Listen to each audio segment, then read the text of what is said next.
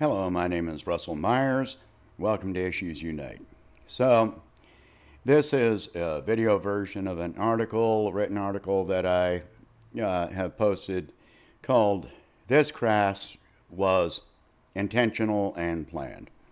So, in the video, it may not be entirely word for word. I'm going to say I tend to self edit a lot.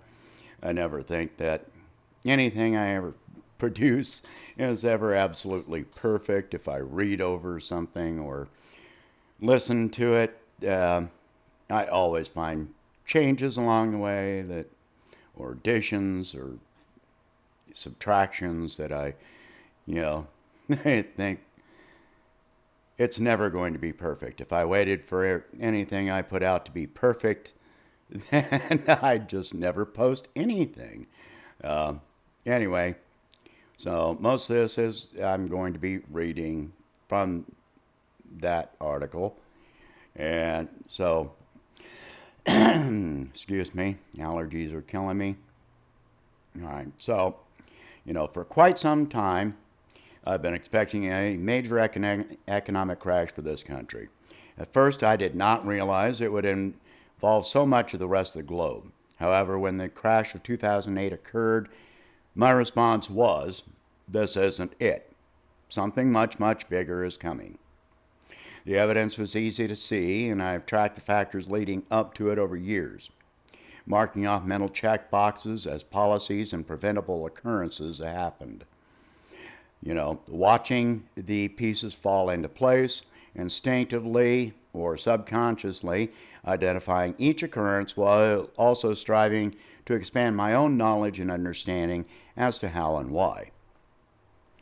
Very early on, I realized one thing, that the coming economic collapse was preventable, planned, and intentional by major forces of the global economy. I know some are going to claim this is a paranoid conspiracy theory. It's not. As I stated, this is clearly identifiable.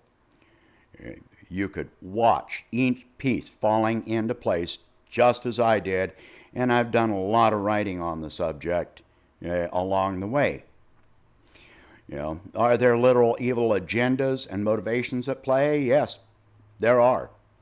But much depends on how one defines evil. One cannot deny there are major global forces intent on warfare and destruction. You cannot deny this. Though what is more common is sociopathic apathy to human suffering based on greed.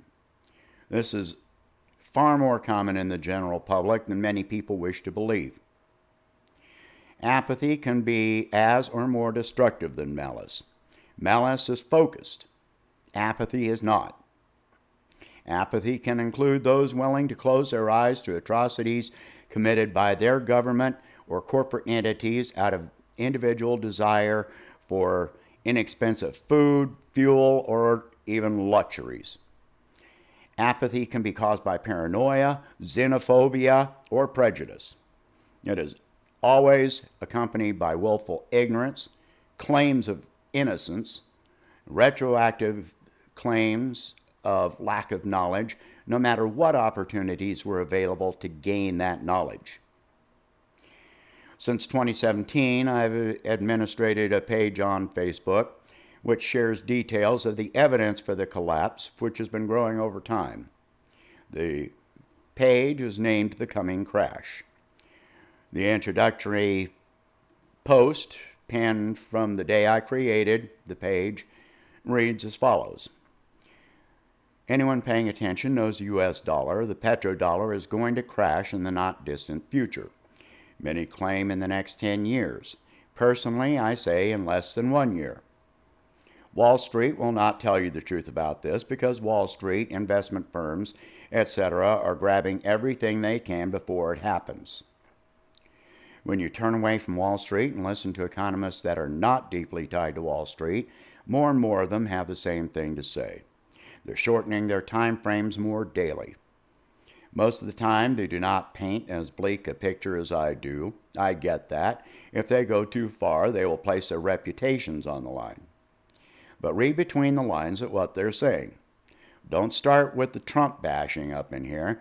It does nothing productive. He has virtually nothing to do with it. The most he is guilty of is not doing anything to stop it. But he's a moron. He has no understanding of macroeconomics, and he hires people who have an agenda for the rich. I've been predicting this for 10 years. Up until earlier this year, 2017, it could have been avoided. Not anymore. Nothing will stop it. Forces are at play right this minute, and this is the end game. The rich know the crash is coming. They are accelerating the process. They are making as much profit as they can, and when it comes, they will be on jets out of the country before you even know what's happening. A little side note now. Now they've got the coronavirus to use as an excuse and a cover for being on their jets out of the country. All right. So this page is about the forces at play that brought us here, the evidence that it is coming, and what we can do to protect ourselves financially. Make no mistake, the economic crash will be followed or accompanied by civil war. I may not be posting primary posts about that, but it will probably come up in discussion. All right, end of that introductory post. Since the inception of that page, we have come to where we are now. Economists, even tied to Wall Street, admit that a crash is coming. Many still try and downplay the severity, while others are more honest and state that it will be worse than 2008, worse than 1929. Too many are claiming that this will all be due to COVID-19, but read back through the archives of that page and you can see clearly there's no truth to that. Many will claim that it would not be happening if Trump were not president. Again, not true. He has admittedly made the situation worse, but not by as much as the media would make you believe. Others believe Trump will save us, but that is not going to happen. Another realization came to me in 2016, that this crash is not only unavoidable, but it is mandatory. Even if choices were removed from the rich now driving it, it would still be unavoidable and imminent. The time frame may change, the circumstances would change, but the economic result would be the same. This is simply because of the vast number of Americans unwilling to accept that change must include changes to themselves. Some may cry for change, but too many of those insist that they should benefit from those changes while sacrificing absolutely nothing monetarily, socially, emotionally, intellectually, or spiritually. It just doesn't happen that way. You cannot change the world while maintaining the same worldview and position. Right now, the world is in crisis because of the coronavirus. If we had dealt with the problems instigated by greed before this point, we would be having difficulties, but no lives would be in danger by anything other than the virus itself. The wars being waged right now are the product of greed, so even that danger to life would be removed. Now this virus has served to illustrate the weaknesses in our system, in our society. It will continue to do this at the same time that the repercussions from the virus serve to change the balance of world power, which is long overdue. During this painful time in our immediate history, Western governments, media, and capitalist opportunists have tried to use this to their advantage, illustrating the apathy and malicious intent described above. For power, for profit, for division. Meanwhile, those we have deemed our enemies have either offered assistance to all nations freely, such as China, Russia, Cuba, or have requested humanitarian assistance, such as Iran and Venezuela, only to be denied and, in fact, had additional sanctions placed on them in sadistic actions by our own government worsening their already existing, often fatal suffering which far surpass our own. This episode in all our lives is frightening, stressful, anxious, uncertain, and painful. Sadly, it will become more so. The strong among us must stand up to defend the most vulnerable, meaning vulnerable medically, physically, politically, socially, economically, financially, and emotionally. There is no time for excuses or procrastination. There's been enough of that for far too long. The can's been kicked down the road, but the road has ended. It is now up to us to determine where we will go when this crisis has ended. It's time to awaken and understand the lies which have been forced upon us and which we accepted far too readily. Time to throw away the false divisions and baseless, arrogant superiority. Reject the idea that there is any normalcy in the boom-bust cycles we've experienced over and over and been told this is how things must be. The hoarding and competition we are experiencing is not due to lack of resources necessary to survival. It is caused by doubt in our system, doubt in our society, doubt in capitalism, doubt in our governments. In other words, doubt about all the things we claim make our country great. What we cannot doubt is that this is the true America. This is the country that we have created. The fear, uncertainty, emotional pain, and anxiety which you're experiencing now is the result. It is also the range of emotions that our country has imposed upon billions of human beings for decades, in other countries and in our own. What you are experiencing may well be only a shadow of what they have and are experiencing. We have the power to change it. Now, more than ever, what is needed most desperately is the will to change it. Having the will means giving up our fear, and that is the biggest reason this crash is mandatory. Many times, for the majority of people, bravery comes solely from the knowledge that what they have known is lost or uncertain beyond recovery, leaving them with nothing else to lose in intentionally participating in revolutionary change. Fear and loss are powerful motivators. Most historical revolutions were many years in coming until some final trigger event.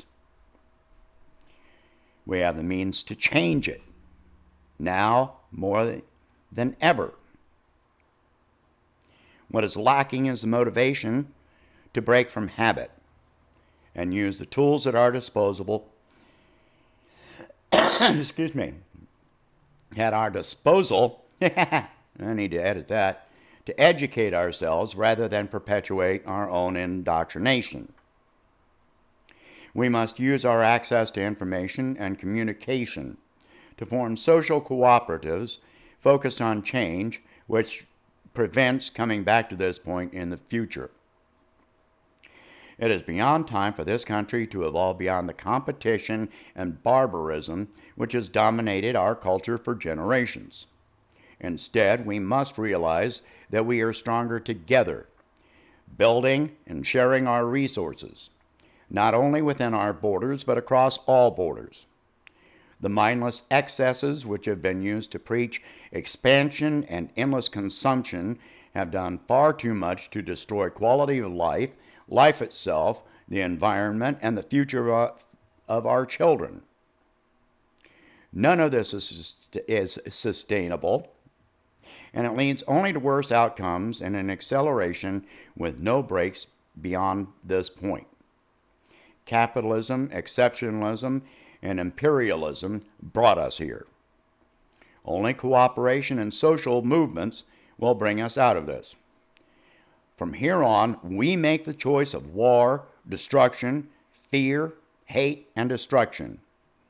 Or we make the choice of peace, diplomacy, cohesion, equality, and cooperation. Use this time effectively during this crisis. Such an event, such an opportunity will not come again. This is our last dance. This is our last stand. So that's the end of the article portion. All right, so, this has been planned. This has been intentional. It was going to come one way or another.